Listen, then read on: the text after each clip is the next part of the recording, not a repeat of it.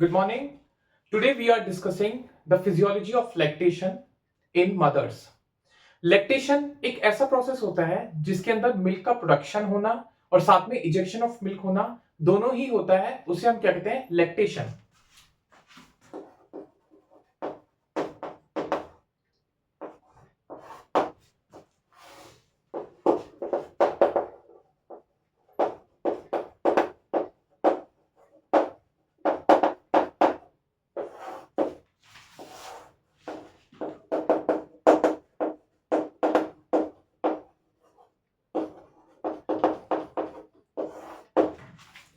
Formation of milk में क्या होता है? सबसे पहले हम एक मैकेनिज्म देखेंगे, उसके थ्रू आपका जितने भी पूरे डाउट्स हैं वो सारे क्लियर हो जाएंगे. ठीक है. सबसे पहले एक ओवरव्यू लेते हैं हम. ब्रेस्ट में क्या होता है? ग्लैंडुलर टिश्यू होता है. जब बेबी मदर की ब्रेस्ट को सक करता है या फिर जो उसका एरिलर टिश्यू है या फिर जो उसके निपल्स को सक करता है, तब वहां से एक न्यूरल सिग्नल जाता है एंटीरियर पिट्यूटरी की तरफ. एंटीरियर पिट्यूटरी अगेन प्रोलैक्टिन को रिलीज करता है और देन प्रोलैक्टिन क्या करता है? ग्लैंडुलर टिश्यू और सेल के पास जाता है और वहां पे कर क्या करता है? मिल्क का प्रोडक्शन करवाता है बेसिकली.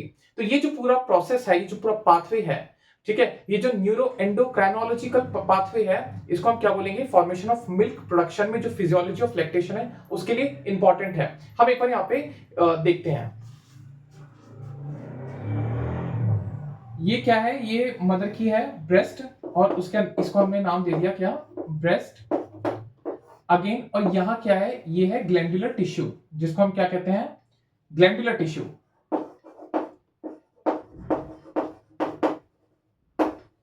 ग्लैंडुलर सेल और टिश्यू. क्या होगा जब बेबी सक करेगा मिल्क को निप्पल से? यहां पे क्या है? यहां पे पिट्यूटरी ग्लैंड है. ठीक है, इसको हम नाम देते हैं एंटीरियर पिट्यूटरी.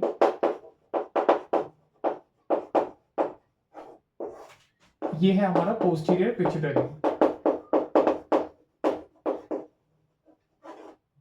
ठीक है. जब बेबी सक करेगा तो यहां से एक सिग्नल जाएगा एंटीरियर पिट्यूटरी की तरफ और क्या स्टिमुलेट करेगा? For release of prolactin.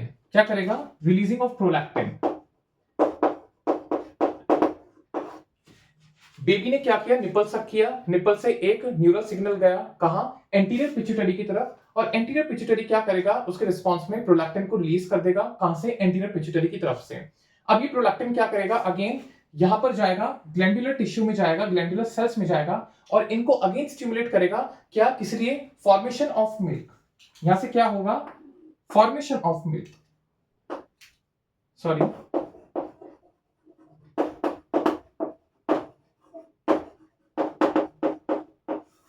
तो ये पूरा प्रोसेस यहाँ पे कंप्लीट हो जाता है फॉर्मेशन ऑफ मिल्क का. अब हम देखते हैं यहाँ पे इजेक्शन ऑफ मिल्क. मिल्क आपका फर्स्ट स्टेप में बन गया. ये क्या था आपका? स्टेप 1. ठीक है, ये आपका फर्स्ट स्टेप है. स्टेप 1 में आपका मिल्क बन गया. अब उस मिल्क को इजेक्शन यानी इजेक्ट आउट भी होना है outside the body of the female और from the breast, because baby की नीड है कि वो सक करके उस मिल्क को अपनी तरफ बाहर निकाल ले.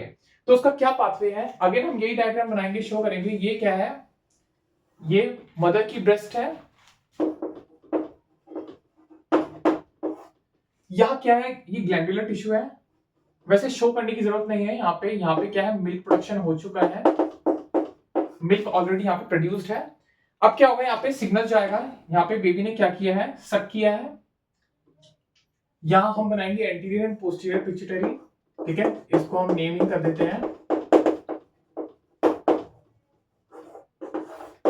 ठीक है, एंटीरियर एंड पोस्टीरियर पिट्यूटरी. यहां से सिग्नल जाएगा यहाँ पे पोस्टीरियर पिट्यूटरी की तरफ और अगेन पोस्टीरियर पिट्यूटरी क्या रिलीज करेगा? ऑक्सीटोसिन हार्मोन रिलीज करेगा. कौन सा हार्मोन है? ऑक्सीटोसिन. ये हार्मोन क्या करेगा?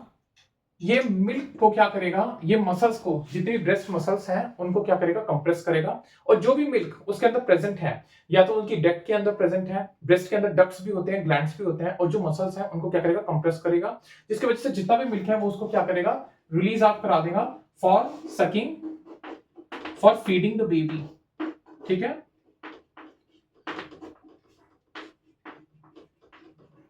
तो ऐसे करके पूरा का पूरा जो भी आपका लैक्टेशन का प्रोसेस है, लैक्टेशन इज अ प्रोसेस और physiology of lactation includes the formation of milk and the ejection of milk from the breast of the mother. Thank you.